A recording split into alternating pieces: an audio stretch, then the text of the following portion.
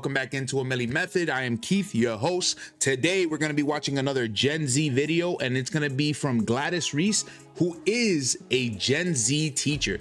Somebody who's also in education. I'm interested to see what's up. Let's check it out. You're talking about how like Gen Z teachers, like you ain't got to beg us. You don't have to explain to us how we need to put ourselves first. We are. Oh, and I agree wholeheartedly. I started to realize this like halfway through my first year teaching. I was like, all these things that people are like, you really should not do this. I don't. And I'm not going to, and I wasn't planning on like staying at school past 3:30 to do schoolwork. When that hits 3:30, first of all, actually no, when that hits like 3:10, 3:15, I'm going down to the office just to go talk to people.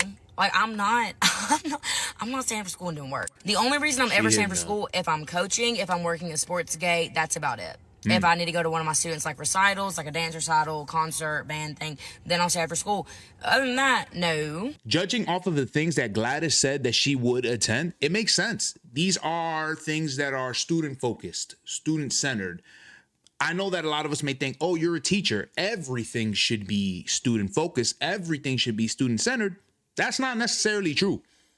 As somebody who's also an educator, I feel different when I'm grading work as opposed to going to a student's dance recital, you know, that really wants me to be there. Or maybe they're performing in a play and they don't have their family coming up. So they ask me, like, hey, Keith, would you mind coming? I'll go, whatever. And that's enjoyable. And it also feels much more impactful. And I'm not surprised that as somebody who is Gen Z, you know, for her, it's about impact. She's doing a service to the student, not to the system, right? The school system. That type of stuff, I'm not doing work. I'm still not. I will watch Netflix in my classroom before I open up my laptop and start doing work. I'm being so serious. The second thing, like people being like, you need to like, if you're not feeling well, don't come to school. I'm not. I don't hoard my absences. I'm taking sick days. If I'm having a mental health day where I'm like, oh, I'm going to lose my mind if I don't. Usually my mental health days, I'm not going to lie. It entails one day once a year, I will take a sick day off. And I'm like, it's mental health because I have to go to a coffee shop and I got to sit there for 8-9 hours and do stuff for school. Same thing with if I'm actually sick. No, I'm not thugging it out. I'm not going to school. I'm not showing up. I'm not doing that. I'll get a sub. And I'm eating soup and I'm drinking Powerade. Up next, just like boom. Before she moves to what's next, not surprised. This is something that comes from the old regime of education, the old regime of business and other things alike. I'm going to say this came from millennials. When it's time to go off, when I need some time, I gotta go. You want me at peak performance? You want me to make a difference for my students and for my community? I might have to go see a beach. Some waterfalls may have to see me. I might need a little bit of time. If you want us to be performing at our best, you need to let us get to our best. Not surprised that this is carried over to Gen Z. She say, yo, I just need to go to a coffee shop. I need to re-up. Now, where there's a difference between Gen Z and millennial, I'll discuss at the end of the video. But let's keep going. In general, carrying the mental load, the workload, whatever the case may be, carrying anything home.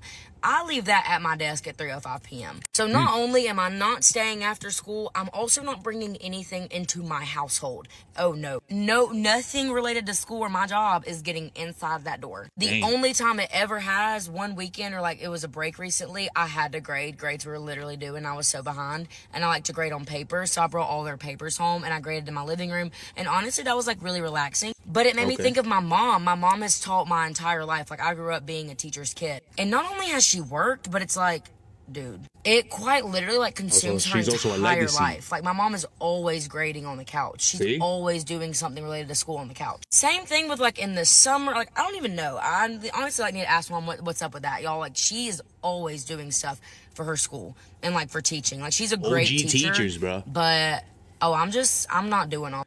I just want to give a quick shout out to her mom. Her mom, Gladys's mom, were the teachers that raised us. They were the teachers that gave everything to the education. They gave everything, their life and soul, to their students and to their community. You got to give it respect. You have to give it respect. These people are the backbones of our society. These people like her mother, are the reason why I feel like educators should be getting paid double what they get paid. I want to go on a tangent. You know who raises the kids in our societies? Teachers. Point blank. especially when you're coming from the hood or anywhere. Your parents are always working. People are always outside. People are always busy. But who's there when you need them? Your teachers. Always. I was somebody who was raised by my school, especially my high school. So, you know, and so just like Gladys in this video, I'm not surprised she's an educator. It usually is something that follows along with a positive experience. You're just grateful to have had a great education experience, to have a great family who works in education or who just appreciates knowledge and growth. Hey, shout out to Gladys's mom, bro. Shout out to all the teachers, boomer teachers, Gen X teachers, and beyond. You all, millennial teachers, Gen Z teachers, shout out to all educators. But I'm gonna keep it 100. I'm gonna keep it a milli with y'all. We can't hold a candle to the OG teachers. Hell no. Nope, you couldn't pay me enough, and you don't. And even if you did pay, like, I just think that it is so easy, especially as a teacher. This job can consume every single. You really don't pay us enough. I'm weak. Aspect of your life because it never ends. That to-do list will never end. And I realized that my first year teaching. I was like, oh, it doesn't matter what I do, I'm still going to be behind. There is always. I'm not kidding when I say there's always something else that needs to be done. Always. You think you're caught up, but then it's like, oh God, I still need to do this. I could do this. I need to organize all of my docs and put them in the right folder. I need to go ahead and tweak these lesson plans. Oh, nope. Get somebody else to do. Gladys spoke nothing but facts in this video. This is the life of an educator, but this is the life of an older Gen Z educator who understands there is a line. And that line is what I need to be on the other side of to be completely productive. Makes sense. Makes sense.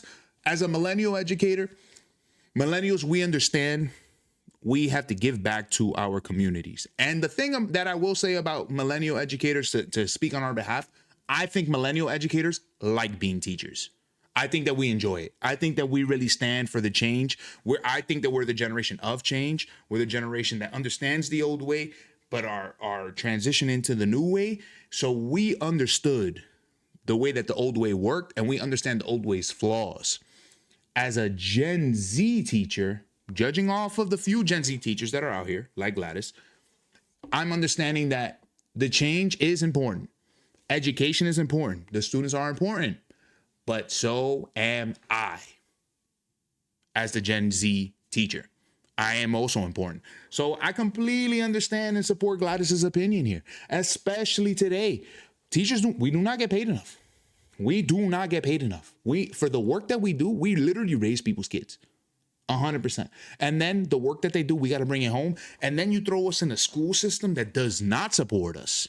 Does not. I don't care what people say. You did not support us. No child left behind. We got to constantly move people forward, even if they're not ready. No support. Oh, some teaching assistants. Doesn't matter.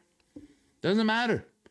And I think that Gen Z got the right hold on this stuff, bro. They're not going to let it deteriorate their mind. They're not going to let it destroy their spirit like it has for older generations. Not really older generations, but millennials for sure. Because we value self-care. And you get us at our 100% when we are taken care of. But Gen Z, bro, they're putting self-care into their own hands. Me, if I ask my boss for a day off and she says no, I'm going to be mad about it. But I'm going to show up to work. Now, will Gladys do it? I don't know. Joe no say. So we're going to have to see. But I'm very, very interested to see the way that Gen Z teaches Gen Alpha, how they guide the future generations into the future. It's very interesting. As somebody who helps Gen Z, I'm very proud of Gladys. I'm glad that she has a profession where she is giving back to others. I think that's awesome. I'm sure that her mother is also proud as well. But as somebody who works closely with Gen Z, I'm also happy for Gladys because she is putting herself first, which is something that a lot of us older generations did not do. And I think her students will be better off for that. But that's just my thoughts. Y'all let me know in the comments what y'all think. My teachers in here, what is your stance on what she's saying about, you know, the impact of handling work on your own and not, you know, going at your own time. I know a lot of the older generations may not really be a fan of that, but I'm gonna let y'all know times has changed, and us generations that are especially intact with technology, that stuff wears us down. It wears us down.